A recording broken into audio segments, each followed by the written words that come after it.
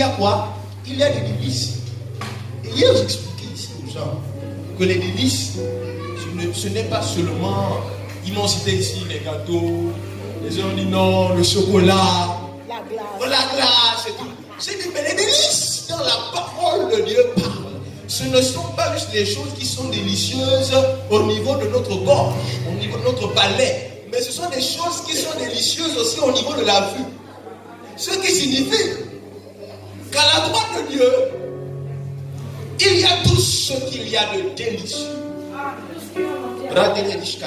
Ça veut dire, quand la voiture que tu cherches se trouve à la droite de Dieu. Alléluia. La merveilleuse épouse que je cherche se trouve à la droite de Dieu. Le merveilleux époux que tu cherches se trouve à la droite de Dieu. Le merveilleux travail que tu cherches se trouve à la droite de Dieu. J'ai besoin d'une troisième personne. Une troisième personne, s'il vous plaît. Il y a des gens là chez les champs, il y a des gens un peu partout.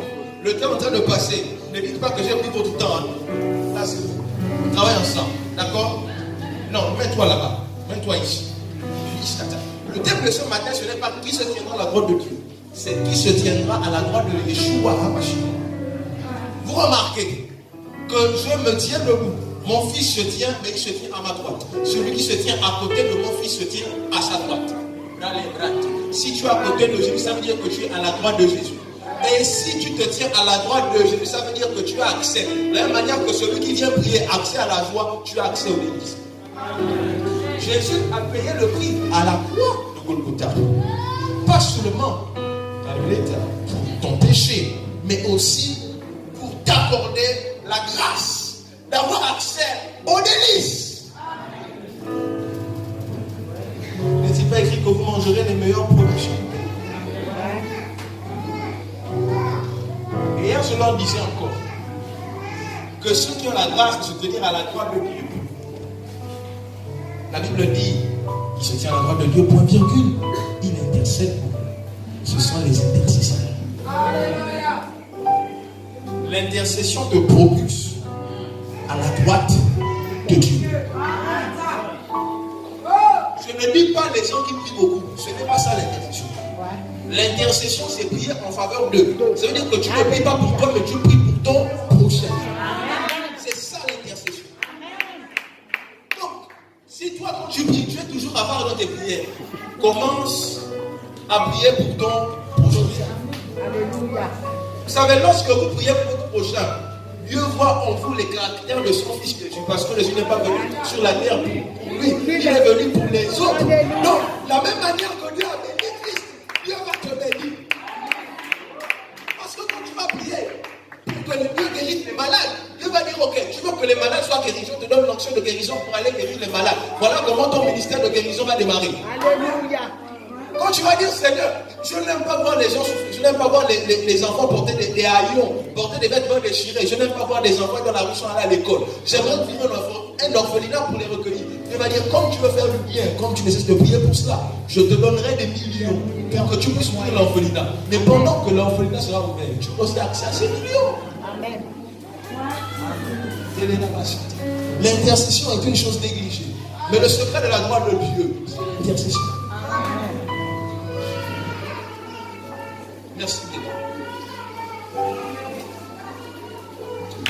Dieu est venu pour te rendre le pouvoir de dominer. Christ est venu pour te rendre le pouvoir qu'Adam t'a fait perdre.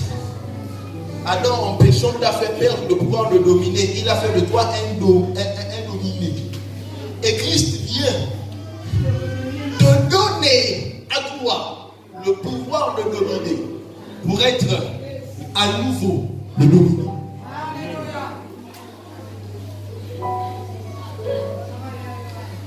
Nous devons être une assemblée de vainqueurs, une assemblée de champions.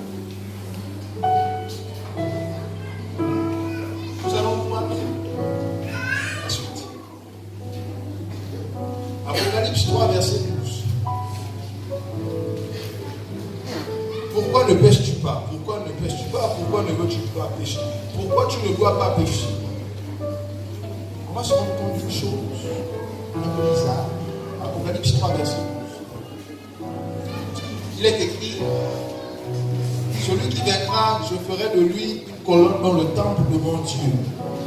Et il n'en sortira plus. J'écrirai sur lui le nom de mon Dieu et le nom de la ville de mon Dieu, de la nouvelle Jérusalem qui descend du ciel auprès de mon Dieu, et mon nom nouveau.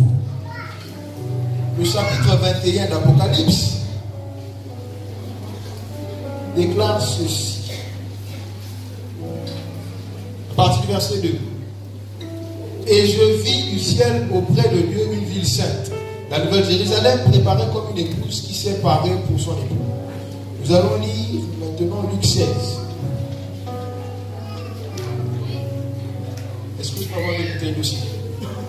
Merci. Une autre bouteille aussi. Luc 16, verset 20. Les Saintes Écritures déclarent ceci. Un pauvre nommé Lazare était couché à sa porte, couvert d'ulcères, et désireux de se rassasier des miettes qui tombaient de la table du riche. Et même les chiens venaient encore lécher ses ulcères. Le pauvre mourut, et il fut porté par les anges dans le sein d'Abraham. Le riche mourut aussi, et il fut enseveli. Dans le séjour des morts, il leva les yeux, et tandis qu'il était en proie au tourment, il vit de loin Abraham et Lazare dans son sein. Il s'écria: Père Abraham, aie pitié de moi et envoie Lazare pour qu'il trempe le bout de son doigt dans l'eau et me rafraîchisse la langue, car je souffre cruellement dans cette flamme. Abraham répondit: mon enfant, souviens-toi que tu as reçu des biens pendant ta vie et que Lazare a eu les maux pendant la sienne. Maintenant, il est ici consolé et toi tu souffres. D'ailleurs, il y a entre nous et vous un grand abîme, afin que ceux qui voudraient passer d'ici vers vous ou de là vers nous ne puissent le faire. Le riche dit: je te prie donc, Père Abraham, d'envoyer Lazare dans la maison de mon père, car j'ai 5 frères. C'est pour qu'il leur atteste ces choses, afin qu'ils ne viennent pas aussi dans ce lieu de tourment. Abraham répondit: ils ont Moïse et les prophètes, qu'ils s'écoutent. Et il dit: non, Père Abraham, mais si quelqu'un des morts va vers eux, ils se repentiront.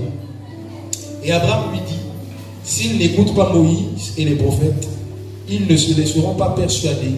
Quand même, quelqu'un des morts ressusciterait.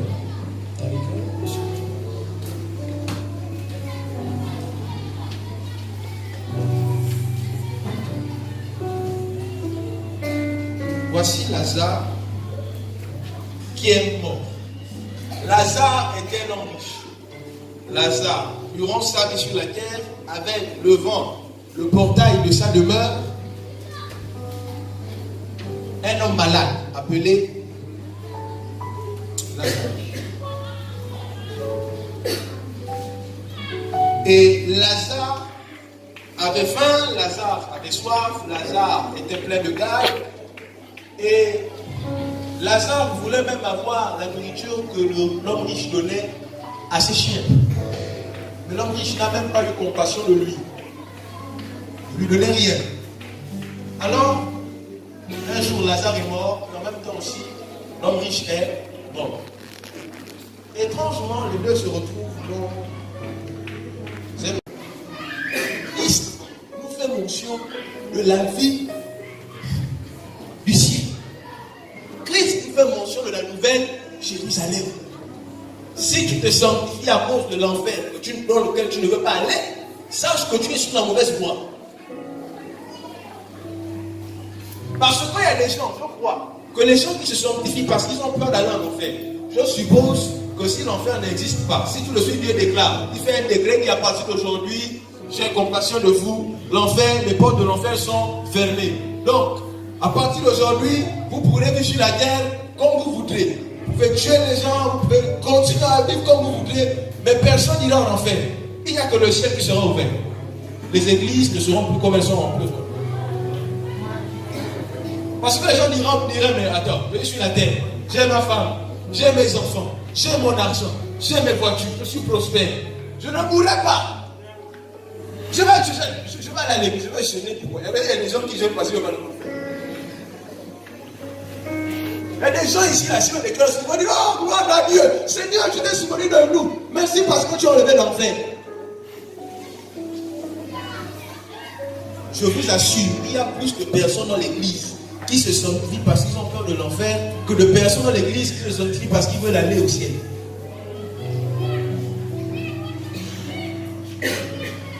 La réalité, c'est que nous n'irons pas au ciel, mais que nous irons dans la nouvelle Jérusalem. Parce que le ciel, c'est le trône de Dieu. D'accord? Mais la Bible dit que Jésus est parti nous préparer une ville dans laquelle nous allons demeurer, habiter. La nouvelle Jérusalem. Là-bas, il n'y aura plus de maladie, la vie sera parfaite. D'accord?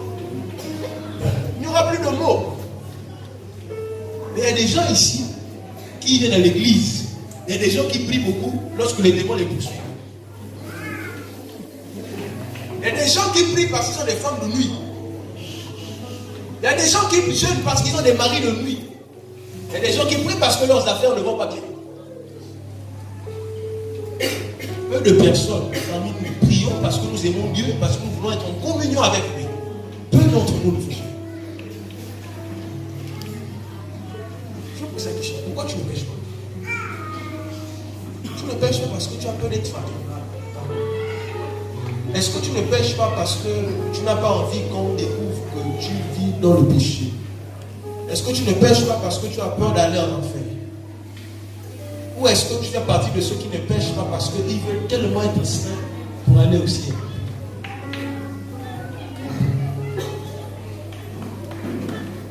Il faut que tu remettes sur la table, parce que si tu ne pêches pas, parce que si tu ne pêches pas parce que tu ne veux pas aller en enfer, ça veut dire que tu pries parce que tu as peur que le démon t'attaque. Il y a des gens qui prient à 4 h du matin, pas parce que l'atmosphère est nécessaire pour bien parler avec Dieu, mais ils prient à 4 h parce qu'ils savent que c'est l'heure où les sorciers travaillent.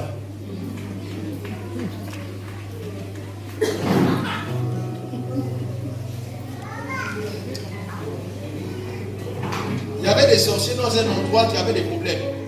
Dans un quartier, je crois. Ils avaient du mal à sortir en vampire, à faire leurs activités comme ils allaient mener avant. Et ils ont commencé à mener une enquête. Et ils se sont rendus compte que c'était à cause d'un arbre qu'ils n'arrivaient pas à travailler. Ils se sont rapprochés, ils ont regardé l'arbre. Et quand ils ont regardé l'arbre, ils se sont rendus compte que c'était des enfants de l'école du dimanche qui étaient autour de l'arbre, qui dansaient des louanges à Dieu, qui chantaient. Les petits enfants de l'école du 5 ans, 4 ans, 7 ans, qui jouaient là. Oh Seigneur Dieu, oh Jésus, tu es merveilleux. Et puis ils étaient là seulement en train de chanter pour le Seigneur, comme ils font souvent. Venez, on va jouer à l'église. Ils faisaient pour eux, et tout. Et puis les sorciers, que toi tu as toute la nuit. Les sorciers n'arrivaient pas à sortir en vampire à cause de ça.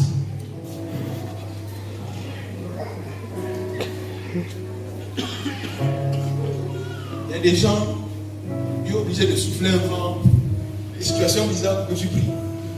Parce que quand tu as le problème que la nuit, là, Robo Shakata, Ribo Sakata, dès que les bombes sont passées.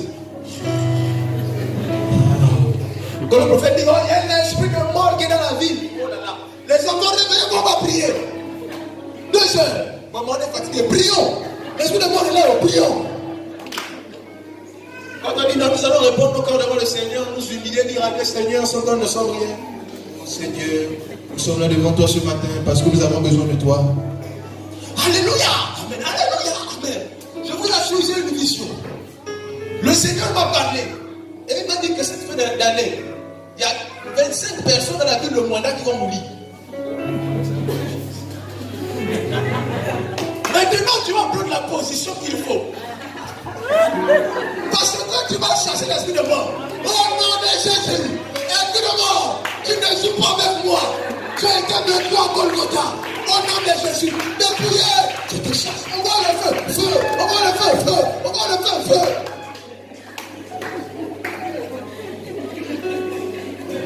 On est obligé de trouver de telles techniques pour pousser les chrétiens à prier.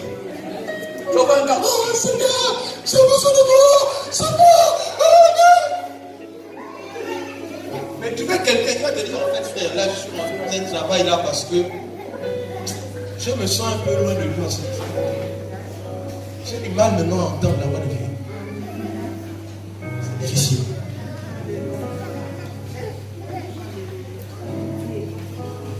Vous savez, le problème du péché a été résolu à la croix. Le problème de la mort a été résolu à la croix. Ton problème n'est plus l'enfer. Ton problème, c'est la nouvelle Jérusalem. Ton problème, c'est la nouvelle Jérusalem. Dieu ne dit pas que celui qui sera saint n'ira pas en enfer. C'est pas ce que la Bible dit. La Bible dit, recherchez la paix et la sanctification sans laquelle Dieu n'ira en enfer. C'est nul ne verra le Seigneur. Dieu n'a même pas de temps à perdre avec l'enfer. Il n'a pas envoyé son fils pour que tu n'ailles pas en enfer. Il a envoyé son fils pour que tu aies accès à la nouvelle Jérusalem. Voilà pourquoi que les sorciers m'embêtent ou qu'ils ne m'embêtent pas, je vais continuer à adorer le Seigneur. Que les sorciers me perturbent ou qu'ils ne me perturbent pas, je vais continuer à prier. Parce que ma prière n'est pas motivée par les problèmes. Ma prière n'est pas motivée par les actions diaboliques. Ma prière est motivée par le fait que j'aime Dieu et que j'aime sa présence, que j'aime être avec lui. Voilà pourquoi je vais prier. Ce n'est pas le diable qui va penser que ma vie de prière. Non, mais c'est le ciel, les directions divines. Je ne suis pas les directions sataniques, mais je suis la direction divine. Oh, comme les formateurs, un mois, on dit que je vais prier. Nous sommes aussi faire un mois, on dit que je suis en train de prier pour contrecarrer leur plan. Je ne suis pas en train de perdre mon temps pour cela. Je suis en train de me consacrer sur le ciel. Parce que c'est que pendant que je suis à genoux devant Dieu, Dieu lui-même est en train de se charger de tous ceux qui se lèvent pour me combattre.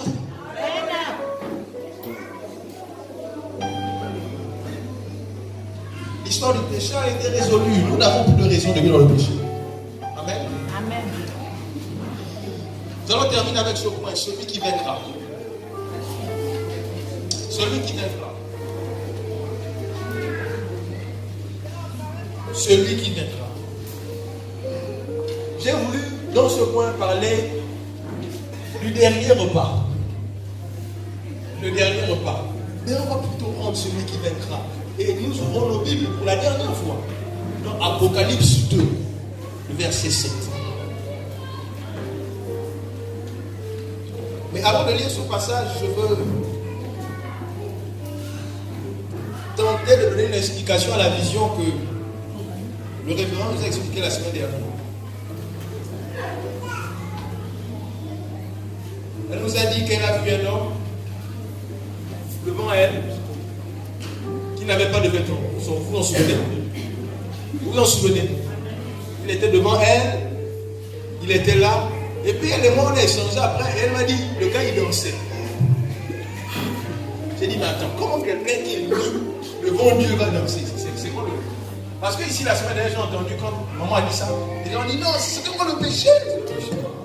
Et puis, ça me dit, mais quelqu'un qui est dans le péché, qui est nu devant Dieu, ne va pas danser. C'est pas possible. Il sera sûr comme ça au Seigneur. Et il était debout et il dansait. Et le Seigneur m'a fait comprendre certaines choses. Et c'était comme un besoin. Dieu assemblait les pièces. Et j'ai compris en fait ce qui se passait. Nous sommes en train de parler du dépouillement. Il y a des choses que nous devons nous débarrasser de certaines choses. Et voyez-vous, le Seigneur m'a dit, je ne peux pas, personne ne peut porter le nouveau vêtement sous le vêtement sale. Et il m'a dit, il faut enlever les vêtements. Voilà pourquoi on parle du dépouillement. Et il m'a dit, si je veux que vous vous dépouilliez, c'est parce que je veux vous habiller. Je veux que vous dépouilliez, parce que les nouveaux vêtements qui vous sont destinés sont déjà prêts. Nouveaux vêtements que Dieu veut nous donner. Ça ne m'arrive pas souvent. Je ne prie pas pour les autres églises, je suis franc. Je ne lève pas pour dire, Seigneur, voici telle église. Si ça arrive, c'est peut-être 3 fois l'année. Mais hier, Dieu fait un songe où Dieu m'a dévoilé la situation spirituelle d'une église. J'ai eu peur. Une église que nous connaissons très bien, dont nous connaissons très bien le leader, dont je ne parlerai pas. J'ai dit, Seigneur, pourquoi tu veux m'amener à démontrer les réseaux dans les églises des autres? Je ne veux pas être cette personne. Cette nuit, j'ai encore dormi. Je n'ai pas prié pour ça. Dieu me montre encore une autre église, mais là-bas c'était grave. Parce que la première église, lorsque je l'ai vue, je n'ai pas vu le leader, j'ai juste vu l'état de l'église. Et je vous assure, c'était compliqué. L'autre église, quand je l'ai vue, une église très connue, le pasteur est quasiment une star. Parce qu'il est vraiment connu. Ce qui est dangereux, c'est que non seulement j'ai vu l'état de l'église, mais que j'ai vu l'état du pasteur. Et j'ai eu peur. Le pasteur lui-même était malade. Il était atteint d'une infirmité, J'étais dans le songe. Mon cœur a commencé à battre bizarrement parce que c'est quelqu'un que je connais. Et ça m'a fait peur. Je veux nous faire comprendre une chose. Ce n'est pas parce que l'église est belle. Laissez l'enfant là-bas pleurer. Nous sommes ici. Laissez-le faire ces choses. Laissez-le pleurer. Regardez-moi ici. Nous sommes ici. Oh, nous sommes ici. Ce n'est pas parce que vous voyez quelqu'un qui marche sur ses deux pieds que spirituellement il n'est pas infirme. Ce que j'ai vu cette nuit, ça m'a fait peur. Et j'ai dit, Seigneur, si l'église des autres est comme ça, notre église est comme ça. Je n'ai jamais, vous savez, quand Dieu insiste sur une chose, c'est qu'il y a quelque chose. Bénissons le Seigneur pour ce thème qui est tombé, le dépouillement. Je vous assure, non seulement j'ai vu le pasteur de l'église locale ici, mais le pasteur, leur pasteur, c'est un des dirigeants de l'homme, parce que ce n'est pas seulement une église, c'est un grand ministère. J'ai vu l'un de leurs dirigeants dans un état pas possible. J'ai dit, si les prémices sont dans cet état, la masse ressemble à quoi? Mais quand vous arrivez à une église bien décorée, non, les gens sont bien habillés, presque là-bas, tout le monde est frais. L'église, tu dis oui. Dans les églises, vous partez, vous dites oui, l'église là, oui, ça va. Je me suis rendu compte que notre regard physique n'est pas suffisant pour déterminer dans quel état se trouve quelqu'un. Mes frères, je vous encourage à nous débrouiller. Débrouillons-nous. Parce que ce que j'ai vu cette nuit-là, je ne veux pas dire, je ne veux pas vous donner plus d'informations par rapport à ça. Mais je vous assure, quand je me suis levé, mon cœur était troublé. Ce matin, ils sont écrits chez eux. Que son corps le révérend qui va pécher. Mais si le révérend est comme ça, qu'est-ce qu'il donne? Je n'ai cité le nom de personne, je ne donne aucune information, juste pour faire comprendre. Le péché est un virus qui se propage, qui détruit et qui emmène à la mort. Il déclare dans Apocalypse 2, verset 7, que celui qui a des oreilles entende ce que l'Esprit dit aux églises. À celui qui vaincra, je donnerai à manger de l'arbre de vie qui est dans le paradis de Dieu.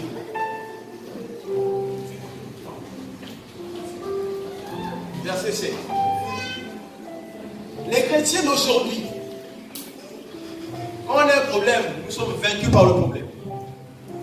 Vaincus par les péchés. Vaincus par les défis que nous avons.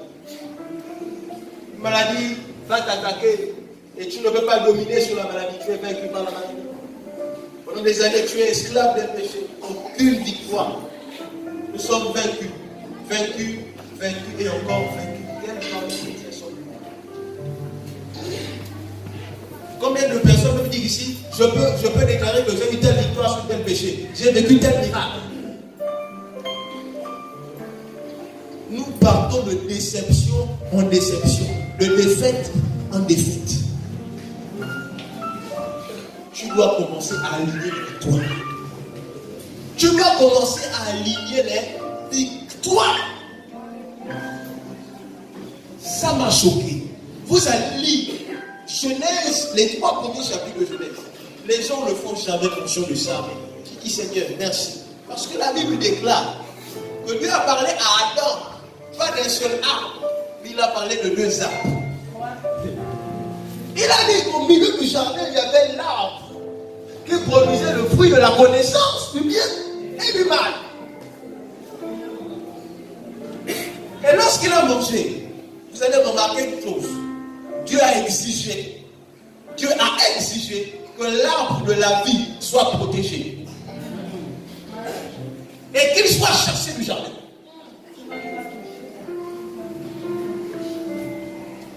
Je me suis rendu compte que si un repas a chassé l'homme du jardin, a chassé l'homme de la présence de Dieu, c'est un repas qui va le reconduire.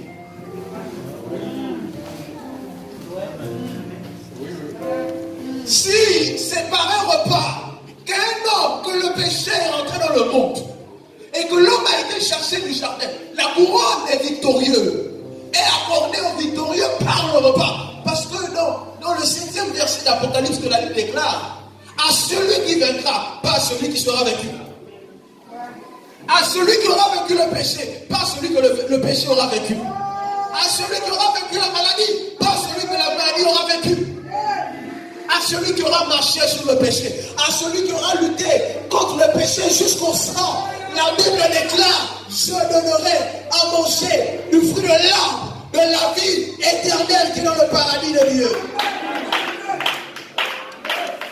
Il y a un repas que tu n'as pas encore mangé. Tu ne le trouveras nulle part ailleurs. Et ce repas n'est pas réservé à tout le monde. C'est le repas des vainqueurs. Amen. Le repas des conquérants. Amen. Dieu te dit: je vous ai donné le pouvoir de marcher sur les serpents, sur les scorpions et sur toute la puissance de l'ennemi, et rien ne pourra vous nuire. La Bible me dit: je t'ai donné le pouvoir de vaincre aujourd'hui, le pouvoir de vaincre demain, le pouvoir de vaincre après-demain, et rien ni personne ne pourra vous arrêter. La Bible ne veut pas dire que les défis seront petits. La Bible déclare que quels que soient les défis, quelle que soit la hauteur du Goliath, il sera écrasé. Voici pourquoi il nous a donné le Saint-Esprit. L'homme est esprit. La domination de l'homme se cache dans son esprit. Et c'est lorsque le Saint-Esprit vient dans ta vie que le Saint-Esprit, Jésus a dit, le Saint-Esprit vous enseignera toutes choses. Pas d'abord sur ton voisin, mais sur ce que tu es. Le Saint-Esprit va t'enseigner sur les capacités spirituelles que tu possèdes. Le Saint-Esprit va te dire comment tu dois procéder pour vaincre la maladie. Le Saint-Esprit va te révéler la prière que tu dois faire pour exceller dans tes projets. Le Saint-Esprit va te révéler ce que tu dois faire pour vaincre. Et j'ai remarqué que cette victoire dont la Bible parle, ce n'est pas la victoire sur un ennemi, mais cette victoire est progressive parce qu'il m'a dit que les ennemis sont nombreux. Il m'a dit les ennemis sont nombreux. Et il m'a dit que plus tu avanceras, plus la taille de tes Goliaths va augmenter. Mais il m'a dit: pas peur, parce que je suis avec toi. Dans la vallée de l'ombre de la mort, je ne crains aucun mal, parce que tu es avec moi. Ta houlette et ton bâton me rassurent. Je suis né avec la victoire. Je suis né victorieux. Alors que je suis né, j'étais déjà né pour vaincre. Voilà pourquoi la Bible ne dit pas que nous sommes vainqueurs. La Bible déclare que nous sommes plus que vainqueurs. Parce que celui qui est vainqueur, il vient, il mène un combat. Et puis après on dit: waouh, il a gagné. Mais la Bible déclare avant que le combat ne finisse, il dit: c'est déjà 1-0. En fait, tu rentres dans le match. Tu rentres sur le ring. Et quand tu rentres, il a dit: en fait, les arbitres ont libéré. 1-0. On a déjà écrit ton nom. Dans ce combat, c'est toi qui sortiras avec eux. Amen.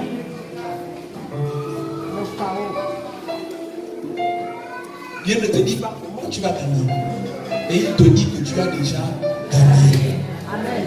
Dieu n'est pas en train de te dire comment tu vas sortir de ce péché, mais il te dit: tu as déjà gagné.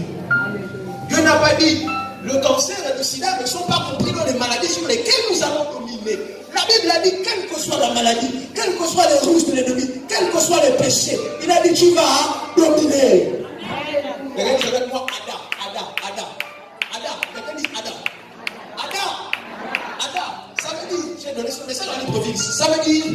dois affronter. Ensuite, je dois dominer. Et enfin, je dois faire quoi? Avancer. Adam. Quelqu'un dit avec moi Adam. C'est ça la vie du chrétien, Adam. Affronter, dominer, avancer. Chaque victoire que tu gagnes te prend une couronne d'un éclat différent et une tunique d'un éclat différent. Dieu te demande de te dépouiller de la vie que tu portes maintenant parce que tu as déjà obtenu une victoire. Il veut te donner le vêtement du grade qui te convient maintenant. Il dit que le vêtement que tu portes ne convient pas au grade que tu as maintenant. N'est-ce pas, dans l'armée il y a des grades? À chaque fois que le grade monte, les galons changent. Alléluia. La tenue change. Amen. Oh. Et le dernier combat, ce ne sera pas une tenue qui te sera donnée, mais ce sera le fruit de l'arbre de la vie éternelle qui se cache dans le paradis de Dieu.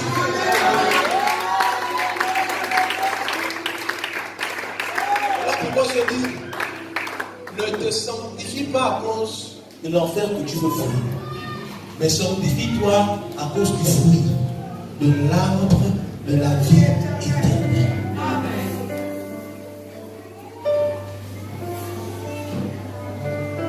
À celui qui vaincra, je donnerai à manger le fruit de l'arbre de la vie éternelle. Dis à ton voisin, tu es né pour dominer. Dis-lui, j'ai été créé pour dominer. Je ne t'ai pas dit que tu es né pour dominer sur ton frère, sur ta soeur. Quand il t'a créé pour dominer sur les oiseaux du ciel, sur le bétail et sur tout ce qu'il y a sur la terre, sur toute la puissance de l'ennemi. Et rien ne pourra vous nuire au nom de Jésus. Est-ce que quelqu'un peut se lever ce matin et acclamer la parole de l'Éternel, les amis?